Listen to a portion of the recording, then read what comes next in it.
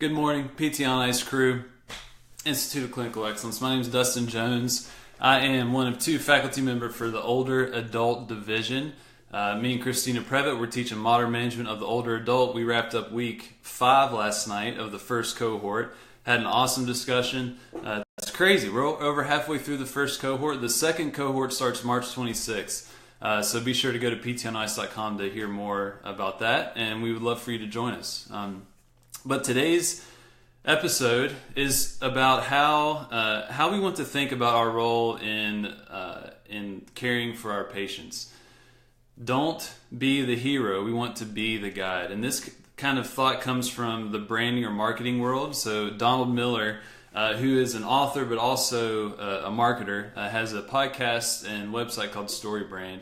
And this is one of the big themes that he talks about. And I found it very helpful to think about how we interact with our patients. So if you think about any good story that you've really been drawn into, that you've really lost yourself in the narrative of that story, you have specific roles. There's kind of this script, this equation that almost every story has. You've got the hero, you've got the villain, they duel it out. The hero has his ups and his downs, his doubts, his fears, his failures, and then he overcomes the villain at the end to remain victorious. We all love the heroes, we hate the villains, but there's someone in the background that plays the most pivotal role in that whole story, and it's typically the guide.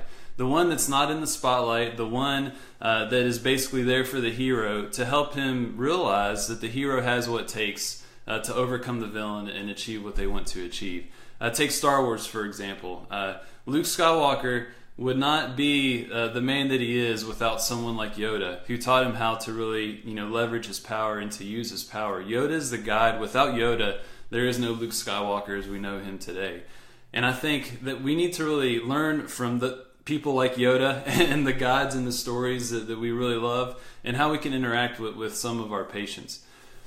So, what the guide, I want to go through kind of 3 steps, or 3 aspects of a guide that we can mimic in the case in terms of working with our patients. But I want you to ask yourself, in your current situation, are you playing the role of the hero, or are you playing the role of the guide? Which one are you right now? And I would confess, I've definitely strived to be the hero in my patient encounters, especially early on out of PT school. I had an athletic training degree, just got my DPT, had my CSCS, was going for my RKC, Russian Kettlebell certification, was wanting to be, this all-star sports physio that was working with all these professional teams and kind of be in the limelight in terms of our field. Because we all love sports PT, right? That's where a lot of people want to go.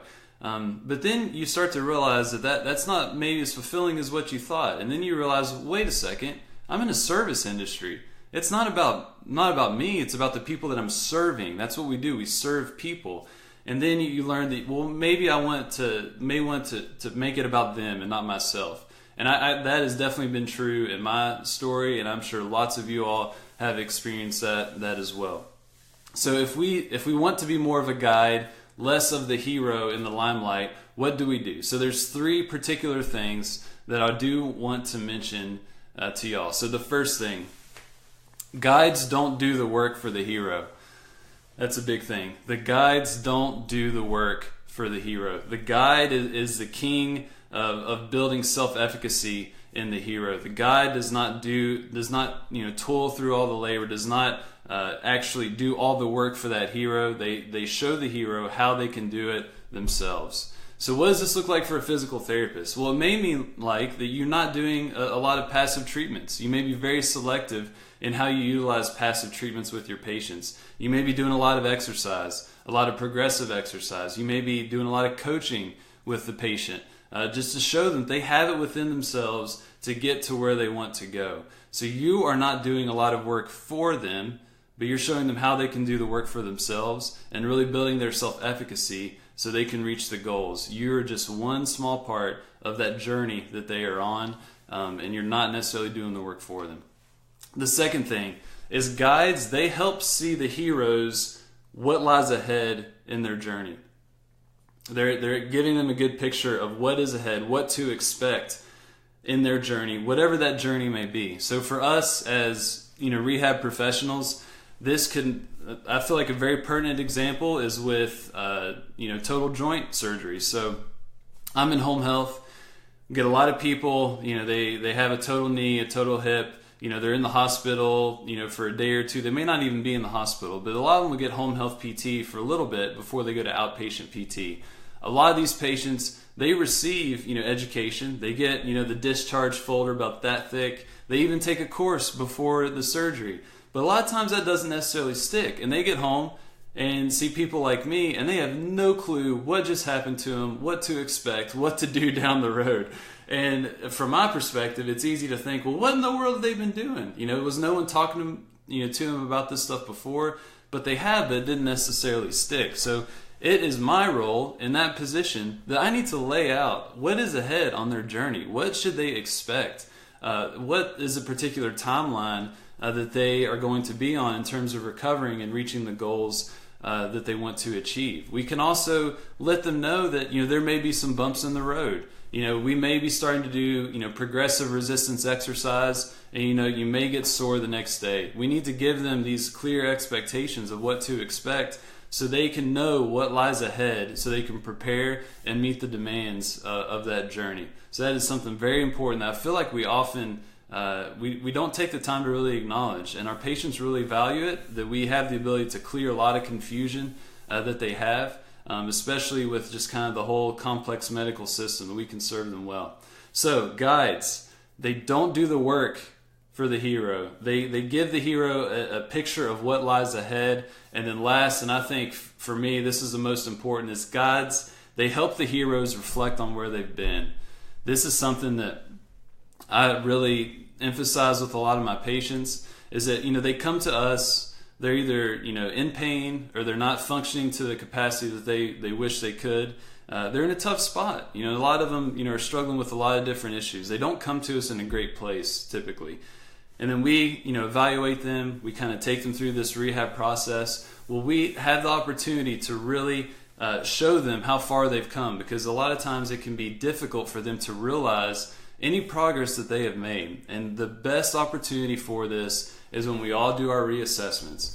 So we all take some type of hopefully some type of functional objective measure at an evaluation. We probably have some type of subjective scale, a pain catastrophizing scale or whatnot. We get these numbers, we get these values that gives us a lot of information. But the beautiful thing, at the reassessment, we get to do those again, and we can show change, even though the patient may not perceive it. So what does this look like? So for me in home health, I'll go and see Doris. We'll run through a timed up and go. We'll do a SPPB, or a short performance physical battery test. We may do a Berg test to test their balance, 5 times sit to stand. A lot of these collective kind of functional measures to get a good idea of how Doris is doing. We do therapy for a month. She's crushing it, but she doesn't necessarily perceive it. Her pain may be going down, and that's where we do the reassessment at 1 month. And this, I am freaking jacked when I get to do a reassessment with the patient, because we get to run through those tests again, and then I can pull up my little